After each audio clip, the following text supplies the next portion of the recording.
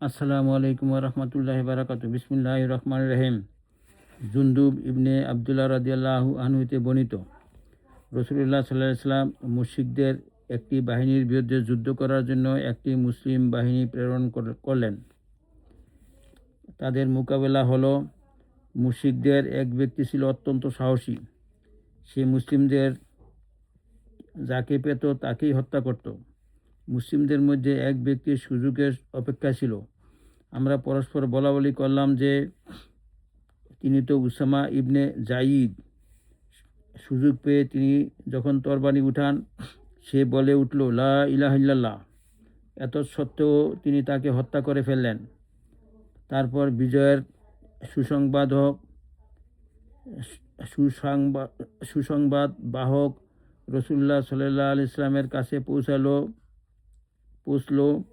তিনি পরিস্থিতি সম্পর্কে তাকে জিজ্ঞেস করলেন। সে সব অবহিত করল, এমনকি সেই লোকটি কীরূপ করেছিল তাও বলল। তিনি উসামাকে ডেকে জিজ্ঞাসা করলেন, তুমি তাকে হত্যা করলে কেন? তিনি বললেন, ইয়া রাসূলুল্লাহ সাল্লাল্লাহু আলাইহি ওয়াসাল্লাম, সে তো মুসলিমদের মাঝে সন্ত্রাস ও ভীতির সঞ্চার করেছিল এবং অমুককে হত্যাও করেছে। তিনি তার নিকট কয়েকজনের নাম উল্লেখ করলেন। অতঃপর তিনি বললেন, আমি সুযোগ পেয়ে যখন তাকে আক্রমণ করি, সে তরবারি দেখে বলে উঠে, লা ইলাহা ইল্লাল্লাহ।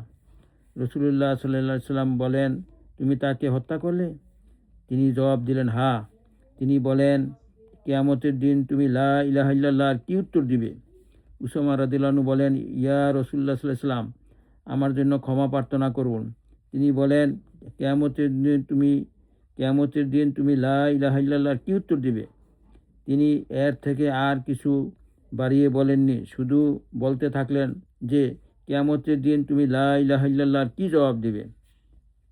মুসলিম। বিসমিল্লাহির রহমানির রহিম। আবদুল্লাহ ইবনে উতবা ইবনে মাসউদ রাদিয়াল্লাহু আনহু বর্ণিত, তিনি বলেন, আমি উমর ইবনুল খাত্তাব রাদিয়াল্লাহু আনহুকে বলতে শুনিয়াছি, রাসূলুল্লাহ সাল্লাল্লাহু আলাইহি ওয়াসাল্লামের যুগে মানুষকে ওহীর মাধ্যমে যাচাই করা হতো, আর এখন তো ওহী বন্ধ হয়ে গেছে। সুতরাং আমরা এখন থেকে তোমাদের যাচাই করব তোমাদের বাহ্যিক কাজকর্মের ভিত্তিতে। যে ব্যক্তি আমাদের সামনে ভালো কাজের প্রশংসা প্রকাশ ঘটাবে, আমরা তা বিশ্বাস করব এবং তাকে নিকটবর্তী বলে গ্রহণ করে নেব। আর তার আভ্যন্তরীণ ব্যাপার আমাদের দেখার দরকার নেই। তার আভ্যন্তরীণ বিষয়ে আল্লাহ পাক হিসাব নেবেন।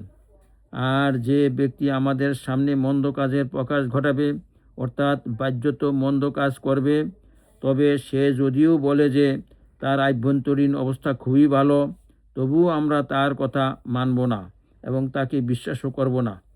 বুখারী। ইয়া আল্লাহ, আমাদেরকে আমল করার তৌফিক দান করুন।